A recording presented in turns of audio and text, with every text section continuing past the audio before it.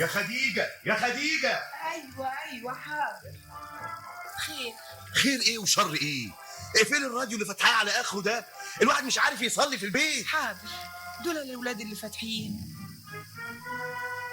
ايه اللي عملتيه ده يا ماما؟ انت قفلت الراديو؟ ايوه يا ابني، ابوك قال كده. طب واحنا ذنبنا ايه؟ الواحد عاوز يسمع شويه مزيكا قبل ما يروح الجامعه. افتحيه تاني. ماما ايوه يا ابني. افضل انتلك ساعتين يا ماما على ما تردي عليا. انا هوت والله من البيت ده. عاوز ايه بس يا حبيبي؟ الشراب بتاعي فين يا ماما؟ عينيا ادور لك عليه. تدوري لي عليه يعني ايه؟ يعني ما اروحش المدرسه النهارده؟ انا مش مديهولك بايدي امبارح عشان تغسليه يا ماما. والنبي يا ابني ما انا واخده بالي، ده انا غسله يجي 100 شراب. يمكن اخوك لك. ايه يعني انا بقيت نشا في البيت ده يعني؟ كل واحد يسوي على الحاجات دي. اخويا ده ايه؟ الله، فين الشراب بتاعي؟ لا يا ماما، حتى اللقمه اقول لك تحضرها لي عشان افطر بيها قبل ما انزل. توبي تنسيني وما تساليش عني. انت مش عارفه ان دخولي بمواعيد وما دخلتش امبارح عشان اتاخرت يا ماما. حاضر عينيا الاثنين يا بنتي، من عينيا. يا خديجة. ايوه يا عطيه فندي. ربنا ياخد عطية فندي ده عشان تستريحوا ويستريح من وشكم. ليه بس كفل الشر؟ يعني واحد بشكاتي زي يروح المصلحة بقميص مش مكوي، الموظفين يقولوا عليا ايه؟ ده شيء كتير. اللهم ان هذا لا يرضيك ابدا. استغفر الله العظيم. ما انا كويا لك قميصين امبارح قبل ما انام. وهما فين؟ جنبك يا اخويا على الكومودين. ماما ايوه يا اتفضلي ابني. يا ست ماما اتفرجي. شوف انت إيه؟ جايبه الفنجان وسخ اهو. لا والنبي ابدا يا حسن يا ابني، أمال ده إيه هو ده؟ بس اللي مجير يا ابني من حرفه. يا ماما انا هطلع من هدومي. لا حول الله، ليه بس يا حبيب ماما؟ حضرتك مشغوله ببابا والبهوات والهانم ومش سائله فيا. ماما يا ماما ارجوك، انا اتاخرت. مناديلي فين يا ماما؟ يا حبيبتي غسلتهم لك وكويتهم وحطيتهم لك في شنطتك. هناكل ايه النهارده؟ والله انا ناوي اعمل لكم لقمه خفيفه كده، اصل انا شغل البيت عليا النهارده، همسح وهغسل وعندي تنظيف شقه. هو انا كل ما اقول لك حاجه تطلعي لي ب100 حجه؟ دي حاجه تزهق. مع السلامه يا سعطيه يا فندي. اجل البدله مغسوله ومكويه يا ماما، ما تكسريش بقى وتصيني زي عوايدي. حاضر من عينيا، مع الف سلامه يا ابني. وشراباتي تحطهم لي تحت المخده. سامعه يا ست ماما؟ حاضر. ولا يعني غرامك تنكدي عليا وتطفشيني من البيت؟ لا حول قولي بس الله، من عينيا. حاضر يا خلاص، حبيبي. سعيده يا ماما. انا برضو اللي بنكد عليك وطفشك من البيت. ماما نسيت تلبيه الفستان الكحلي، قلت لك 100 مره، مش عاوزه اقول لك 200 مره يا ماما. هترجعي تلاقيه مرفي. حاضر، يكتب لك في كل خطوه سلامه يا سناء يا بنتي. صباح الخير. يا سعد صباحك يا بنتي، خير؟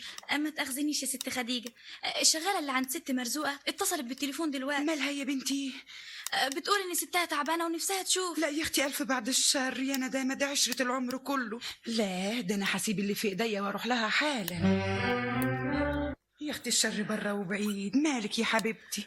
والله يا اختي حاسه كده زي ما يكون. لا يا اختي ما تقوليش الكلام ده.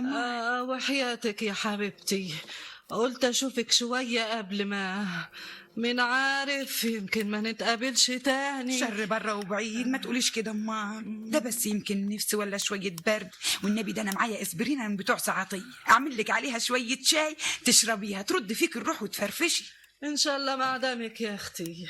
وازاي سعطيه؟ بخير يا حبيبتي، تسلمي. والولاد بعافيه يا اختي، بوسوا ايديكي، اهم راحوا المدارس. هلبت يا اختي ما هم تعبينك. لا والنبي ابدا. ابدا ازاي؟ انت جبت شغاله يا اختي؟ ولزومها ايه يا اختي الشغاله؟ اهي ماشيه والحمد لله. يعني بتعملي كل شغل البيت لوحدك؟ بغسل وانفض واخيط الهدوم المقطعه وامسح الشقه وانضف الابواب، وبعدين اطبخ واحضر للافندي ولولاد الاكل واغسل الصحون وانضف المطبخ واعمل كل حاجه. يا اختي، وما بتحسيش بتعب؟ لا والنبي، مجرد مشرب فنجان القهوه بتاع العصري مع سعطيه لما يقوم بالسلامه من النوم ويولع لي السيجاره بايده، احس ان انا رجعت شابه سن 20 سنه. يعني هو مفيش حد بيساعدك من الاولاد؟ يا ندامه، حد يساعدني من الاولاد؟ طب وحياة غلاوتك عندي لو كنت اقدر اساعد حد منهم في شغله ولا في دروسه كنت ساعدته، لكن بقى هقول ايه؟ العين بصيره والايد قصيره. اصل اهالينا ما دخلوناش مدارس، طلعنا من غير علام. لكن يا اختي برضه بيتهيألي ان حملك تقيل عليكي. اصلك انت ما جربتيش يا ست مرزوقه، ربنا كبير ويعوض عليكي. حاجه خدمه الاولاد دي تشرح القلب، زي ما يكون الواحد كده في نزهه ولا في جنينه. والنبي ده انا لو قضيت العمر كله ليل ونهار اخدمهم مش عتب ابدا. وهم يا اختي؟ هم يا خديجه يا ام ابراهيم. الله، هي راحت فين؟ لازم بقى قاعده بتغسل وسايبانا احنا ننده هنا لما صوتنا اتنبح. الله، يعني مش في الحمام ولا في المطبخ ولا في اوضه النوم ولا في الشقه كلها. الله، دي حتى ما طبختش ولا عملتش لقمه. الواحد مصارين بطنه بتصوصو من الجوع. اما اعمل لي لقمه تصبر بيها. يا ترى راحت فين؟ الله الله الله الله، يا دي الحوسه اللي احنا فيها. يا ساتر. بتعمل ايه يا بابا؟ انت جيت يا ابراهيم يا ابني؟ يا ابني رجعت ما لقيتش امك. جيت اعمل لي لقمه ام بابور الجاز هب وكان هيحرق الشقه كلها. جيت اشيل الطاسه من عليه ايدي اتلسعت. في الهواجت جت جنب الاطباق. قاموا وقعوا ودشدشوا زي ما انت شايف كده. طب سيب الشغلانه دي انت بس وانا هريحك. هتعمل ايه؟ هفتح علبه البلوبيف اللي ماما كانت جايباها بالليل، ما هي حطيتها في النمليه وما تعشيناش منها. هي راحت فين؟ علمك يا ابني اهي خرجت وسايبتنا لايصين. الله، مالك يا ابني؟ السكينه اللي بفتح بيها العلبه جرحتني. طب مش كنت تاخد بالك يا ابراهيم يا ابني؟ اما اروح اجيب لك شويه ميكروكروم. اهي يا ابني اهي. ايه ده يا بابا؟ دي ازازه صلصه القوطه. يا ايدي يا حبيبي يا ابني يا حبيبي. طب اوصل لغايه الاجزخانه اجيب لك الميكروكروم واجي. ده انت عمل ما ترجع اكون خلصت. ايه الدم ده كله؟ مالك يا ابراهيم؟ السكينه جرحت ايده وهو بيفتح علبه البلوبيف. امال ماما بتعمل ايه؟ هي فين؟ خرجت وما طبختش. ازاي؟ ده انا جايب زميلي اللي بذاكر وياه عشان يتغدى عندي. طب يا بابا الحقني اوام دلوقتي، اديني بقى 50 قرش عشان اشتري اوام نص كيلو كباب وشويه سلطه من حياتي. نعم 50 قرش. 50 قرش عشان تتغدى بيهم انت لوحدك؟ ايوه. ضمك بتدبر لنا اكل البيت كله، فطار وغدا وعشاء ب 50 قرش. انتوا ناويين ايه؟ يا بابا ناويين على جنان ولا ايه بقى؟ يا عالم دم بينزف يا ناس، حموت شويه ميكروكروم. يلا يا بابا يلا يا بابا. لو كانت امك هنا. عارف يا بابا هتقول ايه؟ كانت عملت لنا غدوه كويسه ب5 دقايق بس. لا مش عاوز اقول لك كده. امال ايه؟ عاوز اقول لك لو كانت سمعتك يا عيني وانت بتطلب 50 قرش عشان تجيب لك لقمه لغداك انت وصاحبك بس، كانت سرقه. حقولي بشويه ميكروكروم يا هو. راسي هتتفشل. يا بابا طيب يا بابا ما تزعلش نفسك يا بابا، وهات 20 قرش وانا اجيب جنب بيضه واعمل بيهم عجه. هات يا بابا يلا. بابور يلا، الجاز يلا. خسران ما بيولعش. يا بابا ايه انت كمان؟ لسه عملتها لك وما بترديش. انت كده بتفضلي كل اخواتي عليا. الله. نعم يا سي سناء، عاوزه ايه انت رخره؟ عاوزه ايه؟ فين الفستان اللي رفته؟ انا عندي حفله وخارجه بعد ربع ساعه. الله، مالكم مبلمين كده ليه؟ محتاسين على لقمه الغدا واخوك ابراهيم راخر. يا نهار زي بعضه. ايه الدم ده كله؟ ما تعرفيش ازازه الميكروكروم فين يا سناء؟ أفرد دي.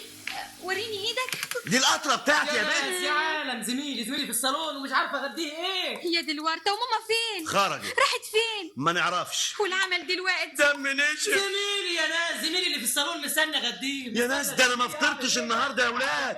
بس اديني لقيت لقمه اهي. لا يا بابا لا يا بابا، ده العيش اللي ماما محضراه للقطه يا بابا. الله، ما عندكوش ابره خيط بيها الفتق اللي في الفستان عبال ما يترفي؟ انا عارفه ماما بتحط الابره فين. ادي لقيت الابره اهي الحمد لله. ايه مالك يا سناء يا بنت؟ مالك في ايه؟ في حاجه يا سناء حصل ايه؟ قولي. الابره انكسرت في صباعي. دي مصيبه ايه دي بس؟ ما تعرفيش تستعملي الابره كمان؟ ازيك يا بابا؟ ولزوم ايه التبكيت ده؟ انت راخر يعني حضرتك اللي عارف تفتح علبه البلوبيف؟ بالعقل الواحد يعرف يصرف نوره من غير ما يضر نفسه. وعلى فين لما انت محتاس وعشان تغدي صاحبك؟ الله، احنا كلنا وحشين يا بابا. احنا كلنا ايه؟ احنا كلنا وحشين وانانيين وما بنحبش الا نفسنا، واكتر من كده في حاجه. كلام ايه اللي بتقوليه ده يا بنت ده؟ انت بتشتمينا؟ ده انا خلاص ما بقاش فيا نفس عشان مش لاقي. وانا بفكر اني احول لمدرسه تانية عشان اصحابي هيشتموني ويضحكوا عليا. اعزم زميلي على الغدا في البيت او ما اقدرش اكله لقمه. يا دي الفضيحه يا دي الفضيحه. يا الهول. طب انت ما تسكت بقى قاعد انت وهو اما نشوف التهمه اللي جات لنا دي على اخر النهار. تقصدي ايه يا بنت باننا وحشين وانانيين وما بنحبش الا نفسينا؟ ها؟ بقول واكتر من كده احنا ما نستحقش الحياه اللي احنا عايشينها، ما نستحقش اللقمه اللي بناكلها ولا الهدمه اللي بنلبسها ولا حتى الفرش اللي بننام ما شاء عليه. الله ما شاء الله. وايه سبب الاتهامات دي كلها يا ست يا محاميه؟ سببها موقفنا من ماما. ازاي بقى؟ الاعمال كلها على ماما، كل واحد منا بيعتمد في كل شؤونه على ماما. ماما الواحده هي اللي بتغسل وتمسح وتطبخ وتأدي حاجات كل فرد في البيت ده، واحنا رامين كل حملنا عليها وقاعدين نضغط عليها لحد ما زهقناها مننا وخليناها خرج. مفيش تعاون، مفيش حد مننا فكر انه يتعاون معاها في خدمه البيت على الاقل عشان يعرف حاجه من حاجاتها ويقوم ببعض الواجب وريحها. في ظروف زي دي كنا نقدر نطبخ ونعرف ازازه الدواء فين. يعني حضرتك تعرفي تلفي فستان ولا انا ما بخليش نفسي من مسؤوليه. لو كنت بساعد ماما كنت عرفت مكان الابره والبكره وتعلمت ازاي ارفي واخيط. فعلا والله الظاهر الكلام ده صحيح يا ولاد. صحيح 100%. احنا انانيين، احنا اللي طفشنا ماما. فعلا احنا بنجني اللي زرعناه. مش ده المهم دلوقتي يا ولاد، المهم دلوقتي نعمل ايه؟ نصلح غلطتنا ازاي؟ كل واحد مننا يساعد ماما، نقف جنبها على قدر الامكان، وهي بتطبخ نساعدها في الغسيل، في الحاجات الخفيفه زي المناديل والشرابات والصحون وفناجيل الشاي. لو كنت اتعلمت من ماما ازاي بتفتح علبه البلوبيف ما